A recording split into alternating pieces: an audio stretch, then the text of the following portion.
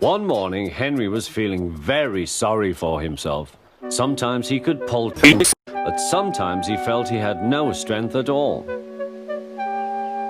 I suffered dreadfully, and no one cares. Rubbish, Henry, snorted James. You don't get high enough.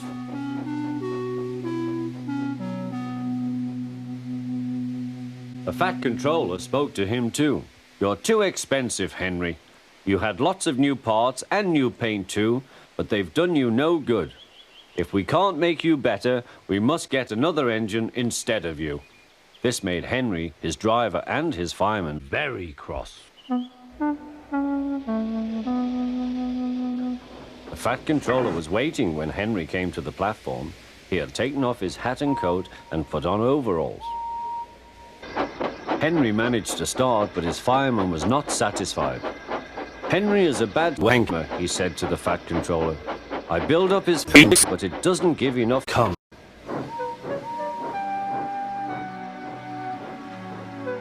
Henry tried very hard, but it was no good.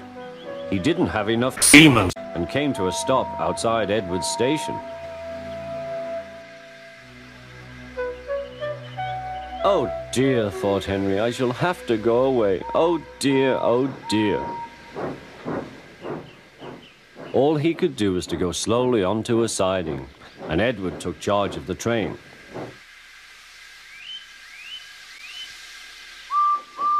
The Fat Controller and fireman went on discussing Henry's troubles. What do you think is wrong, fireman? Asked the Fat Controller. Excuse me, sir, he answered, but the fact is the coal is wrong. We've had a poor lot lately, and today it's worse. The other engines can manage, they have big fixes. Henry's is small and can't make the heat. With Welsh coal, he'd be a different engine. It's illegal, said the Fat Controller, but Henry must have a fair chance. James shall go and fetch some.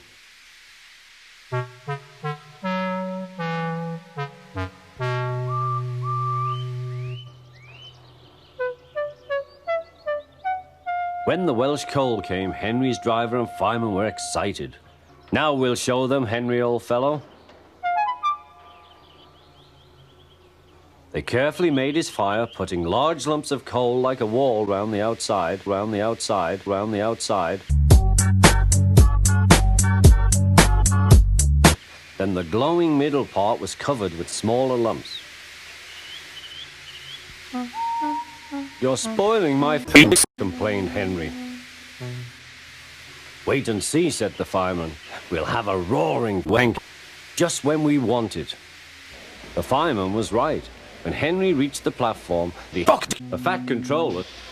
How are you, Henry?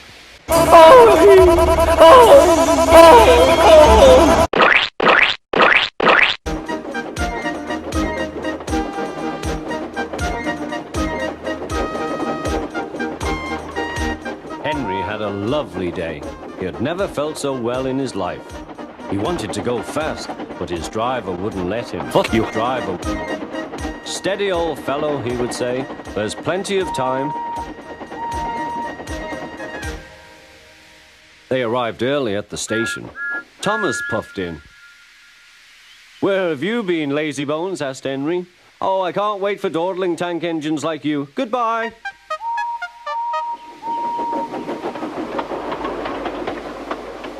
Whoosh, shoo, said Thomas to Annie and Clarabelle. Have you ever seen anything like it? Both Annie and Clarabelle agreed that they never had.